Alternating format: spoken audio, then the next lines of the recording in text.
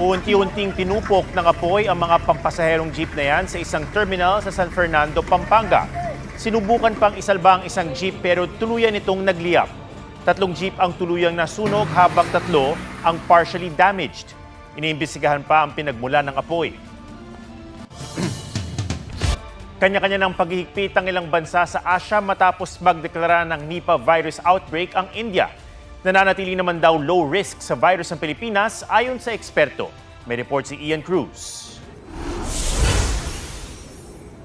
Ganito ang sitwasyon sa International Airport ng Bangkok sa Thailand. Inararaan ng lahat ng pasahero sa thermal scanner sa gitna na idineklarang outbreak ng Nipah virus sa West Bengal sa India. May mga pag-iingat na ring inilatag sa Taiwan, Malaysia at Nepal. Wala nitong Disyembre, 2 kaso ng Nipah virus ang naitala sa West Bengal. Ayon sa Indian Health Ministry, tukoy na ang halos 200 close contact na walang sintomas at negatibo raw sa virus. Ang Nipah virus ay isang zoonotic disease o sakit na nagmumula sa hayop. Kadalasang mga paniki ang carrier nito. Sabi ng World Health Organization, maaari ring tamaan ng virus ang ibang hayop gaya ng baboy at kabayo at pwede itong maipasa sa tao kung may direct contact sa infected na hayop, makainom o makakain ng kontaminadong pagkain o di kaya may close contact o human-to-human transmission. Itong Nipah virus is usually nakikita lang to dito sa Asia or sa Southeast Asia or Asia Pacific. There's a specific species of the fruit bats that usually carries the virus. Kung ano yung mga prutas na kinakain din niya, na contaminate sa kanya,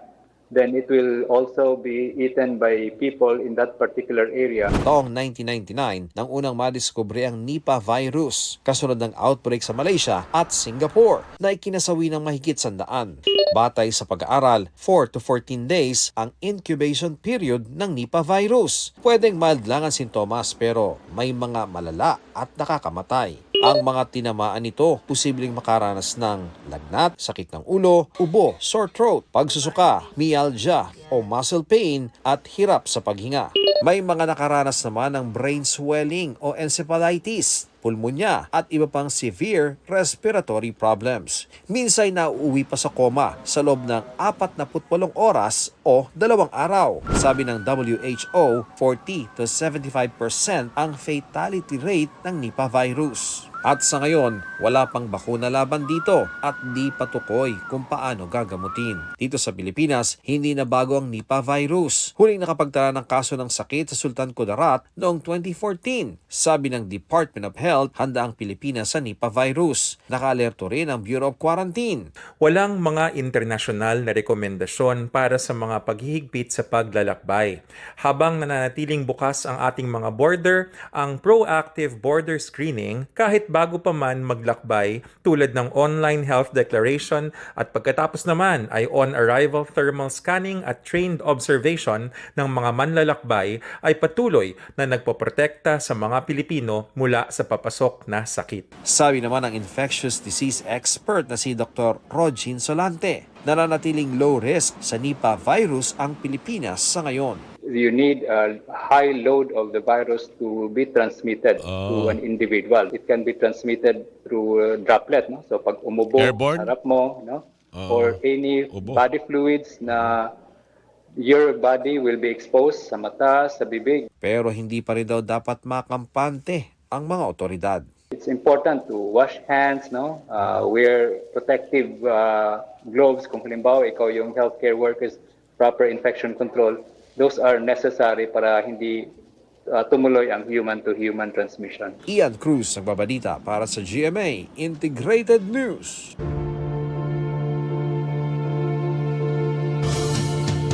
Matapos mapaulat na nasa Portugal, lumabas namang nasa Sweden noong January 15 si dating Congressman Zaldico. Base yan sa kopya ng petition niya sa Korte Suprema na eksklusibong nakuha ng GMA Integrated News kung saan hiniling niyang ipawalang bisa ang isinampang kaso laban sa kanya ng ombudsman. May report si Joseph Moro. Do you know the exact community where he stays? Parang Forbes Park? Yan ang sinabi ni DILG Secretary John Vic Rimulya noong Huwebes kaugnay sa pinagtataguan umano ni dating Congressman Saldico sa Portugal. Pero batay sa kopya ng petisyon ni Ko sa Korte Suprema na eksklusibo nakuha ng GMA Integrated News, nasa Stockholm, Sweden si Ko noong January 15. Inihain ng petisyon sa Korte noong January 25. Kalakip ng petisyon ng apostilo notaryo mula sa munisipalidad ng Naka sa Stockholm na pinirmahan ng notary public na si Beatrice Gustafsson noong January 15, 2026. Sinertipikahan ni Gustafsson na personal na humarap sa kanya si Ko. Na-verify din daw niya ang pagkakakilanlan ng dating mambabatas at mismong si Ko ang pumirma sa dokumento.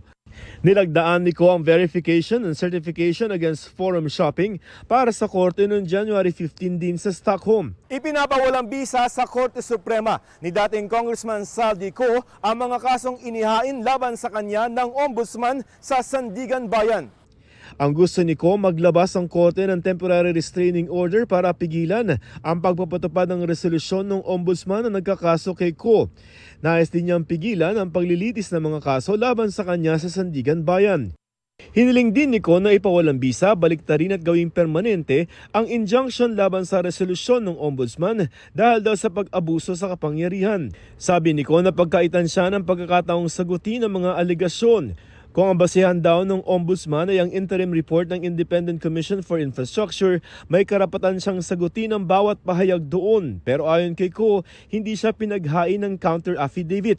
Nandi madatnan si Ko sa pinakahuli niyang address na maghain ng ombudsman ng order to submit counter affidavit, hindi na raw sumubok ng ibang paraan ng ombudsman at itinuring ng tinanggap ang order. Paglabag umano ito sa karapatan ni Ko, hindi rin daw binigyan ng kopya ng kaso ang mga abogado ni Ko. Pag-akusa ni Ko, minadali ng ombudsman ang kaso laban sa kanya. Binaliwala raw ng ombudsman ang findings ng ICI na wala itong inirekomendang kaso laban kay Ko dahil meron lamang siyang beneficial ownership ng kumpanyang SunWest Incorporated na umano'y sangkot sa anomalya. Nanindigan si Ko na walang ebidensya na nagpapakita na sangkot siya sa sabwatan o conspiracy. Itinanggi rin ni Ko na tumakas siya. Lumabas daw siya ng bansa para sa official medical leave. Hindi raw siya makabalik sa bansa dahil sa mga banta sa kanyang buhay, bunsod ng galit ng publiko sa flood control scandal. Pirmado ng kanyang mga abogado ang petisyon. Kinumpirma rin ng abogado ni Ko na si Atty. Ruy Rondain na inihain ang petisyon pero di niya sinabi kung nasaan ngayon si Ko. Sinusubukan ng GMA Integrated News na makuha ang panig ng Ombudsman at ng DILG. Joseph Morong, nagbabalita para sa GMA Integrated News. Inakusahan ng pambubugbog ang aktres na beauty queen na si Michelle D., Rian Ramos at isa pang beauty queen. Ang nagreklamo, dating driver at personal assistant ni Ramos na pinagbintangan umanong nagnakaw ng angpaw na may sensitibong larawan. Itinanggi ng kampo ni D at Ramos ang aligasyon, sabay sabing gumaganti lang ang driver sa inihain nilang kasong pagnanakaw. May report si John Consulta. Kasama ang Volunteers Against Crime and Corruption o VACC, nagtungo sa tanggapan ng National Bureau of Investigation sa Pasay City si alias Totoy, 40 anyos, na nagpakilalang driver at personal assistant ng aktres na si Rian Ramos. Inirereklamo niya ang kanyang amo, kaibigan nitong beauty queen actress na si Michelle D., 2 bodyguard at 2 member ng PNP. Kwento ng complainant, noong January 17, pagkagaling sa isang taping, bigla raw siyang persang iniakyat sa condo unit ni Ramos at D. Pinaamin daw siya tungkol sa angpaw na umano'y kinuha niya mula sa condo unit. Naglalaman daw ang angpaw ng ilang mga sensitibong larawan. Kinausap ako ng pulis, nasa iyo ba talaga? Sabi ko, wala po sir. Sabi ko, Sa condo unit, kinulong daw siya ng 3 araw habang paulit-ulit na binubugbog ng 2 bodyguard ni D. Si D, kasama raw sa gumulpi sa kanya. Binugbog ka muna ni... Michelle, Sino Michelle? Michelle D. Paano kanya binugbog? Pinatayo ako niya, tapos pinikmurahan ako. Sabi niya, akin na. Sabi niya sa akin, para matapos ang ano natin, usapan, akin na yun. Tapos sabi ko, ma'am, wala po sa akin. Pag sabi ko, wala, titirahin na naman niya ako. Binugahan niya ako ng alcohol, buong katawan ko, pati mata ko. Tapos yung ginawakan niya dito, tinusok mata ko ng 2 daliri niya. Pati umano si Ramos, sinaktan din siya. Sinapak po niya ako dito. Medyo nakainom siya eh. Tapos binatukan niya ako dito, di ko mabilang, walang bisis. Pero giit ni Totoy, wala sa kanya ang hinahanap na larawan. Lumapit sa akin si Ma'am Rian. Sabi Ma'am Rian sa akin, Ibigay mo na kasi yung isa na yun. Sabi ko, ma'am, wala po. Wala akong mamibigay. Sabi ko, kasi wala sa akin. Sa isang punto, may narinig daw siyang pag-uusap ng mga bodyguard. May narinig ako na, tapusan nila ako. Tapusin mo lang buhay ko. Kaya tumalon ako. Saan ka tumalon, sir? Sa 39th floor. Nung pagtalong ko po, pag-dive ko ng 39th floor sa bintana, sa kusina. Nag-dive lang ako. 25th floor, sabi ng guard. 25. Opo, may nawakan pa ko na lubid. Nung nakawag pa ko sa lubid, bukas pa yung 25th floor, nakapasok pa ko sa may kwarto, may kusina ng mga babae. Parang kwarto siya. Doon ako dumaan. At po pagbaba ko, mayroon na po nakabang doon yung OIC. Tapos yung bodyguard niya, yung dinampot ulit ako, inakyat ako sa taas ulit. Noong January 19, dinala raw siya ni na Michelle D sa istasyon ng pulis at inireklamo ng qualified theft. Doon, nakaranas daw muli siya ng pananakit. Sabi sa akin, bukuan mo ang kamay mo. Pinanyan ko sir yung kamay ko. Hinampas siya bigla ng parang sa arnis.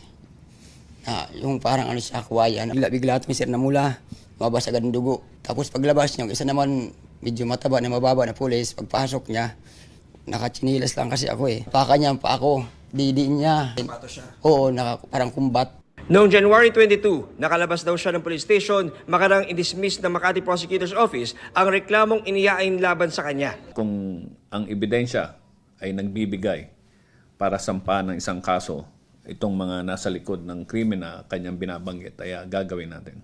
Kasama rin sa kanyang inireklamo ang kaibigan ni Ramos at D na beauty queen na si Samantha Panlilio na nanakit din daw sa kanya. Ang kanyang reklamo, pinunumpaan na niya kanina sa NBI. Ayon sa abogado ni Ramos at D, sasagot sila sa oras na makakuha sila ng kopya ng reklamong isinumite ng complainant. Pero giit nila, wala raw insidente ng illegal detention dahil si alias Totoy daw ay residente rin ng kondo bilang driver ni Ramos. Ang huli raw insidente ng kanyang mga kliyente kay alias Totoy ay no maghain si D ng kasong kriminal para sa qualified theft laban kay alias Totoy at nagsauli pa raw siya ng ilang gamit kay D. Wala raw maisip na ibang dahilan sina Ramos at D sa reklamo ni alias Totoy kundi para makaganti sa kanila sa qualified theft case. As of the moment, we do not have a copy of the complaint yet. So we have to get a copy of the complaint first before we can answer all the allegations against our client. The last incident that he had with the driver of Rian is during the time na nag-file siya ng qualified theft. There were medical certificates before the arrest and meron din namang mugshots na wala namang nakita doon sa if there were the allegations of physical injury. Sinusubukan pa namin makuha ang panig ni Panlilio. John Consulta, nagbabalita para sa GMA Integrated News. Nag-amok ang isang pasaherong may kutsilyo sa Iloilo International Airport. Sa inisyal na impormasyon, may na-detect sa bag ng pasahero ng isailalim sa X-ray scanner, kaya iniutos sa kanyang ilabas ang laman nito. Bigla umanong nag-iba ang kilos ng pasahero at tila ayaw makipagtulungan sa otoridad. Naglabas siya ng kutsilyo nang rumisponde na ang pulisya. Hinabol niya ang isang pulis kaya nabaril. Isinugod siya sa ospital. Balik normal lang ang operasyon sa paliparan matapos maantala dahil sa insidente. Panibagong hamon sa paghahanap sa mga nawawalang sakay ng lumubog na MV Trisha Kirsten 3 ang mga pating na namataan daw sa dagat ng Basilan. May report si Marizo Mali. 3 araw matapos lumubog ang MV Trisha Kirsten 3 sa Basilan, 10 pang hinahanap, kabilang ang mga crew at kapitan ng barko, pati isang tauhan ng Philippine Coast Guard. Kung sakali man na unfortunately they already perish, at least makita natin yung body, no, yung katawan, for the benefit of the families also. We're still hoping for a miracle. So, maasa pa ho tayo na maaaring baka na adrift sila, no? At napadpad sila sa mga isla natin. So we're still hoping. Ang paglubog ng barko nitong Lunes, hindi pala ang unang aksidenteng kinakaharap ng Alazan Shipping Lines ayon sa Marina. We would like to confirm na meron nga pong 32 incidents po na involving yung mga vessels po ng Alazan Shipping. And since ang coverage po niyan is 2019. Kaya tanong ng Senate Committee on Public Service, bakit nakakapaglayag pa ang mga barko nito? Ibig sabihin, ang mga barko nito ay makonsider bilang mga floating coffins. Kulang po yung suspension. Kung pwede, dapat may makulong. Paliwanag ng Marina, naparusahan na ang Allison sa mga naunang aksidente. May mga suspension po. Ito pong nangyari ngayon sa Basilan. This is a very serious kasi meron pong namatay. The sanctions here, yun po, nag-suspend na kaagad.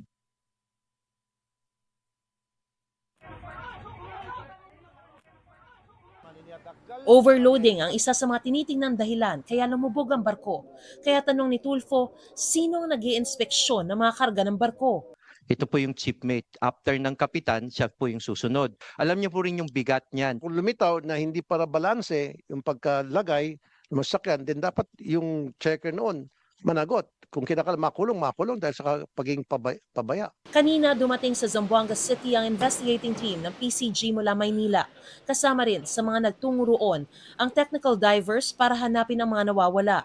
Pero ang hamon nila ngayon, mga pating na namataan sa Basilan. May mga balita lang na medyo marami daw shark. Hindi naman po infested pero may mga sightings. Delikado po yun. Yung mga malilit na mga isda, pinagtanungan din natin yon, baka mayroong mga na-recover sila na mga survivors na hindi lang na-report sa atin. Dahil grounded ang buong passenger fleet ng Allison Shipping Lines, apektado ang mga biyaheng Pasulu at Basilan. Gaya sa Zamboanga City kung saan unahan na sa mga ticketing office ng barko ang mga biyahero. Ang ilang pasahero naman sa Isabela City sa Basilan nakikipagsapalaran na sa mga motorized bangka na tinatawag na jungkong. Nang iba ay walang katig at wala pang life vests. Magano na lang kami, mag-jungkong sir. Wala nang ticket, fully book na daw. Kailangan po naman i-check yun kasi kung totoo yan, hindi talaga allowed yun. Tama po yan. Kahapon, sabi ni DOTR Secretary Giovanni Lopez, may special permit na ilalabas ang Marina para sa mga shipping lines na sasalo sa mga apektadong biyahero. Naghihintay naman ang Coast Guard ng abiso mula sa Marina para sa kanilang libreng sakay.